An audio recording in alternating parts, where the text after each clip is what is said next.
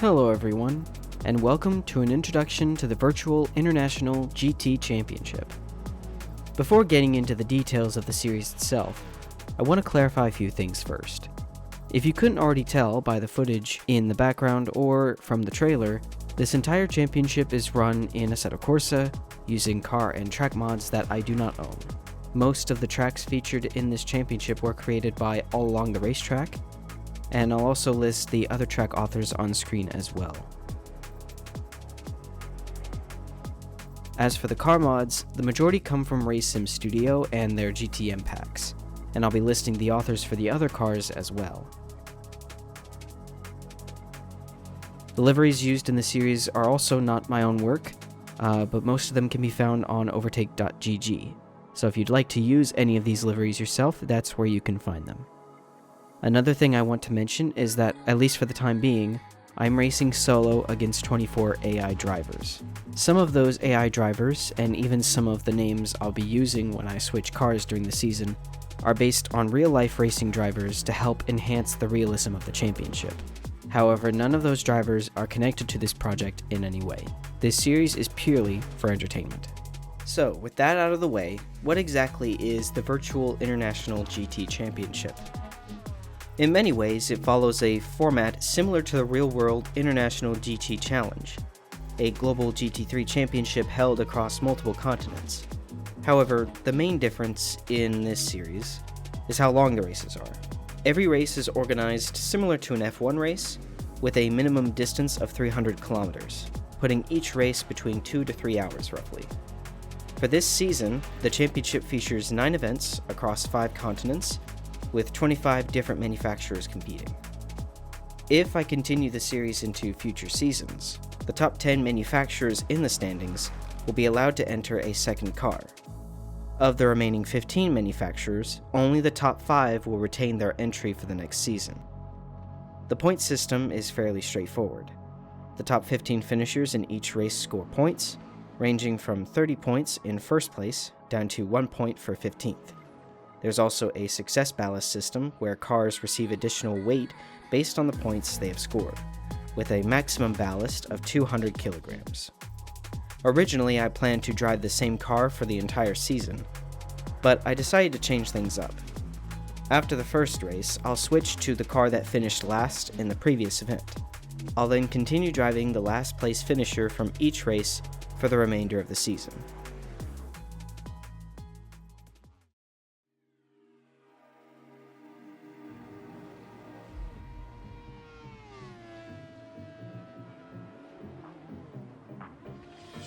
Moving on to the championship calendar. The first race was originally planned to take place in Algeria, but due to how the AI behaved on that circuit, I decided to move the opening round to Autódromo de Benguela in Angola. This circuit is one of the tracks created by All Along the Racetrack, and it represents an FIA Grade 1 remodel of the original circuit that has been defunct since the mid-1970s. From there, the championship heads to the Italian island of Sicily for round 2, racing at another All Along the Racetrack circuit, an FIA Grade 1 remodel of Autodromo di Siracusa, located just outside the city of Syracuse. Round 3 takes us to Luxembourg at an FIA Grade 1 recreation of Circuit Goodyear, a track I honestly didn't even know existed until this version was created. After that, we head to the famous Circuit de la Sarthe in France. It won't be a 24-hour race, but it should still make for an exciting event. The European leg of the championship concludes at Laonus in Germany. From there, the series travels to Daytona International Speedway in the United States. After that, we head even further south to Autódromo Internacional de Patagonia in Chile, racing on the endurance layout that surrounds the entire Laguna Cabo Negro, making it the southernmost track on the calendar. Following that event, the championship crosses the Pacific to Japan for a race at Hokkaido Speedway, the final circuit on the calendar created by All Along the Racetrack. Originally, the final round of the championship was planned to take place at the Dubai Autodrome. However, due to the current geopolitical situation in the Middle East, I felt it would be in poor taste to hold the finale there. Instead, the season will conclude at Mandalika International Circuit in Indonesia.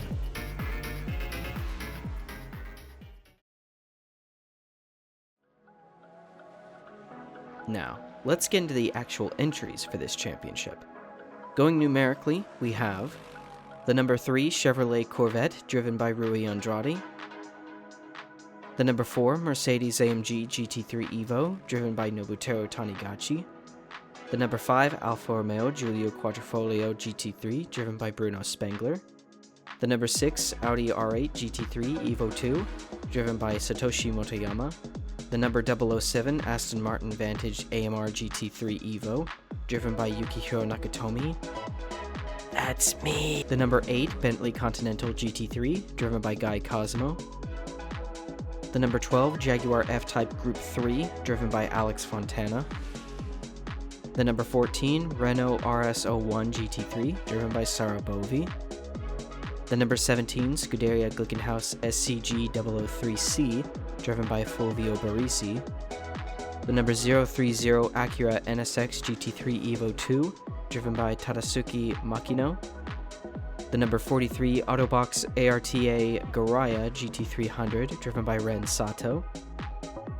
The number 46 BMW M4 GT3 Evo, driven by Ahmed Al-Harti.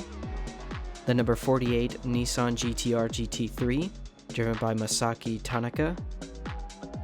The number 51 Ferrari 296 GT3, driven by Alessandro Pierguidi. The number 55 Mazda RX Vision GT3, driven by Ikuo Maeda. The number 59 McLaren 720S GT3 Evo, driven by Ahmed Makit. The number 60 Toyota GR Supra GT300, driven by Giuliano Alesi. The number 67 Hyundai Genesis Group 3, driven by Danny Sordo.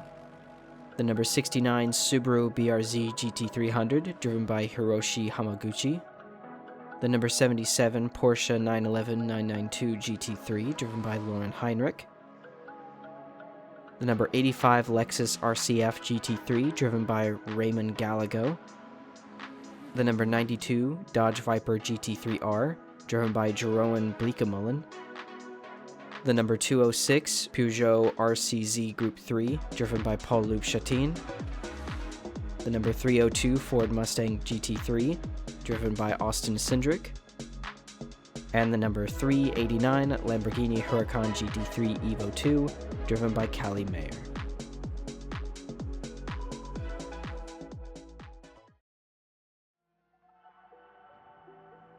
And with that, I think that's everything.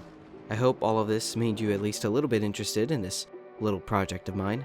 I plan on streaming every race on my Twitch on the last Monday of the month, starting March 30th and ending November 30th, with each race starting around 2 p.m. US Central Time. And yes, I did get the date wrong in my trailer. I'll also be uploading the full race replay from my car's POV after the race stream, potentially the next day. Then I'll do my best to get a similar video to the WEC's race reviews edited and uploaded before the next race. If I end up falling behind, which may be a possibility as I'm doing all of this by myself, and I have an actual job and rent to keep up with, I may push back the next season until the year after. It just depends. If you'd like to support me in this endeavor, I do have a Ko-Fi page if you want to support me directly, or you can also subscribe to my Twitch. If you don't want to support me monetarily, or want to support me in other ways, a follow on Twitch, a subscription to my YouTube channel, liking or commenting on my videos is always appreciated. And if you have any other questions that I didn't answer in this video, let me know. I'd be more than happy to answer them. I hope you all have an amazing rest of your day, and I hope to see you on March 30th for the Benguela 300.